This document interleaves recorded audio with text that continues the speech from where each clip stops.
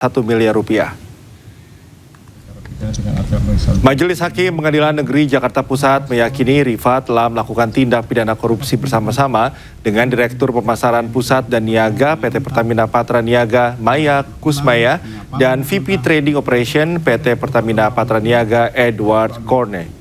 Serupa dengan Rifa, terdakwa Maya Kusmaya divonis pidana penjara 9 tahun dan denda 1 miliar rupiah. Sementara Edward Corne dijatuhkan pidana penjara 10 tahun. Ketiga terdakwa ini pemirsa juga dikenakan denda 1 miliar rupiah. Jika denda tidak dibayarkan, maka harta benda akan disita dan dilelang untuk menjadi uang pengganti. Meski putusan telah dibacakan, pihak penasihat hukum menegaskan masih mempertimbangkan upaya hukum lanjutan.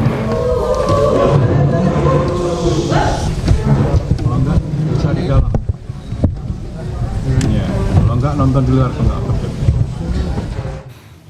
Pemirsa, anak bos minyak Riza Khalid yakni Kerry Adrianto Riza dan sejumlah mantan pejabat Pertamina juga menjalani sidang vonis di Pengadilan Negeri Jakarta Pusat.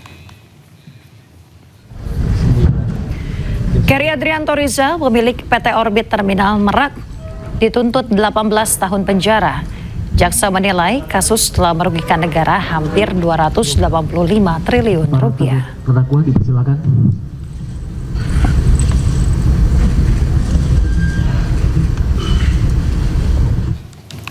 Pemirsa, 5 terdakwa kasus korupsi tata kelola minyak mentah divonis 9 hingga 15 tahun penjara. Para terdakwa dinyatakan bersalah melakukan korupsi secara bersama-sama. Dan untuk informasi selengkapnya kita sapa jurnalis iNews Bagus Prasetya di Pengadilan Negeri Jakarta Pusat. Selamat pagi Bagus, bagaimana jalannya sidang hari ini? Apakah masih berlangsung?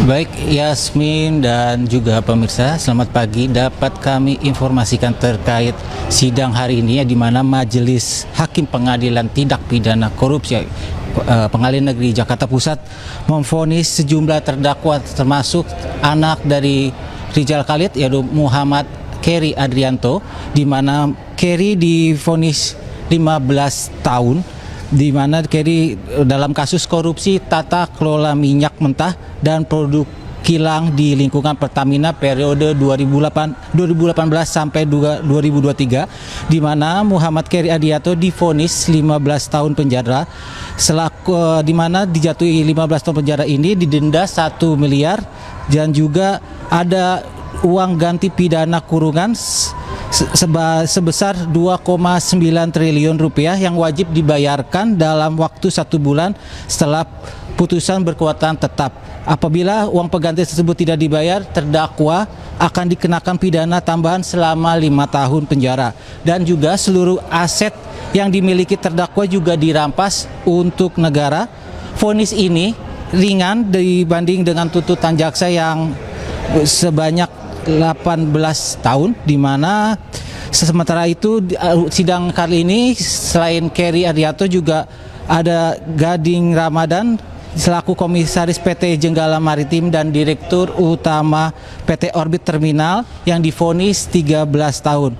Majelis Hakim menilai para terdakwa terbukti secara syah dan meyakinkan merugikan keuangan negara dalam bentuk tata kelola mentah dan produk kilang. Namun menariknya tadi salah satu dari hakim mengatakan bahwa Kerry Adrianto tidak merugikan negara sehingga tidak. Hal ini juga dibacakan vonis untuk para 3 terdakwa. Selain Kerry, tadi juga ada 6 terdakwa di klaster 1 dan klaster 2, di mana Direktur Pertamina Niaga Rifan Siaan divonis 9 tahun, dan juga Maya Kusuma selaku Direktur Pemasaran Pusat dan Niaga Pertamina Niaga divonis selama 9 tahun dan ditambah dijatuhkan denda sebanyak 1 miliar. Sedangkan Edward dijatuhkan hukuman pidana penjara selama 10 tahun dan ditambah denda dijatuhkan sebesar 1 miliar.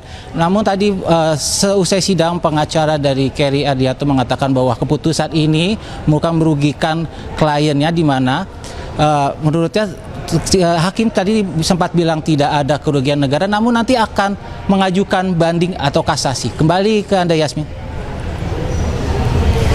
Baik, terima kasih rekan Bagus Prasetya melaporkan langsung dari Pengadilan Negeri Jakarta Pusat. Selamat bertugas kembali.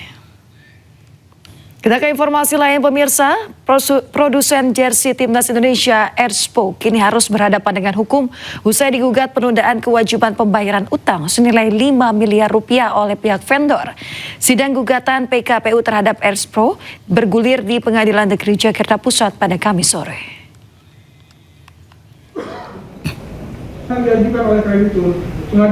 Pemirsa, gugatan diajukan oleh PT Grand Best Indonesia terkait tunggakan pembayaran produksi kepada dua vendor berbeda. Kuasa hukum penggugat menyebut total tagihan mencapai 5 miliar rupiah yang terdiri dari tunggakan kepada PT GBI sebesar 2,2 miliar serta PT Laki Tekstil Semarang sebesar 2,8 miliar rupiah. Pihak vendor mengaku menempuh jalur hukum karena merasa hanya diberikan janji manis tanpa adanya realisasi pelunasan. Sementara pihak Erspo belum memberikan keterangan dan masih mengkaji gugatan tersebut.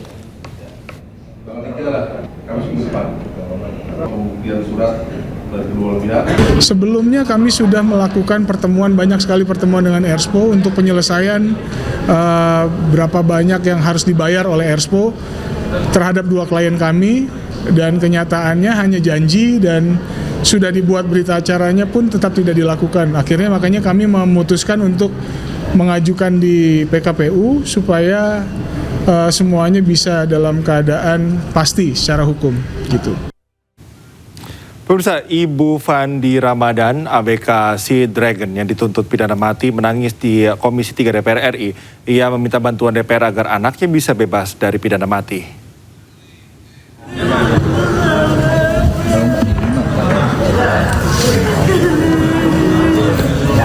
Ibu ABK kasus sabu 2 ton bersujud di hadapan anggota Komisi 3 DPR RI usai rapat dengar pendapat.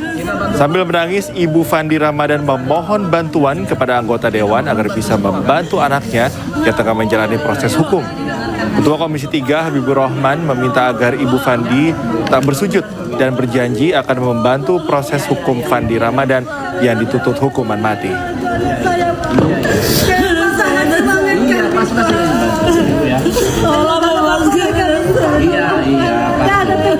Ini Bang Hotman juga bantu ya.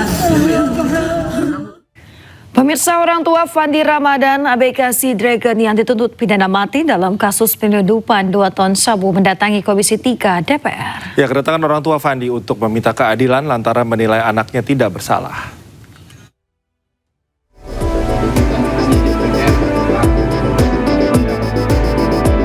Didampingi kuasa hukumnya Hotman Paris, orang tua Fandi Ramadan, ABK Sea Dragon yang menjadi terdakwa dalam kasus penyelundupan 2 ton sabu mendatangi Komisi 3 DPR RI.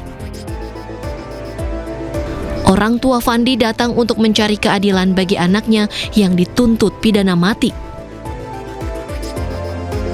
Di depan anggota Komisi 3 DPR, Ibunda Fandi memastikan bahwa anaknya tidak tahu menahu kapal tersebut akan membawa narkotika. Saya selaku orang tua, saya mohon keadilan sama Bapak. Membantu saya untuk menyelesaikan masalah anak saya ini, Pak.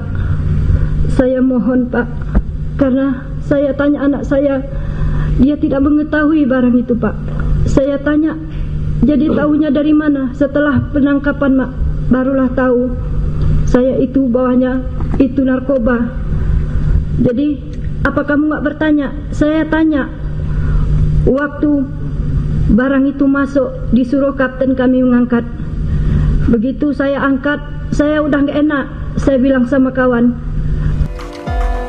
Sementara kuasa hukum Fandi, Hotman Paris, menyebut bahwa Fandi adalah anak buah kapal yang baru bekerja selama 3 hari saat kapal tersebut ditangkap aparat.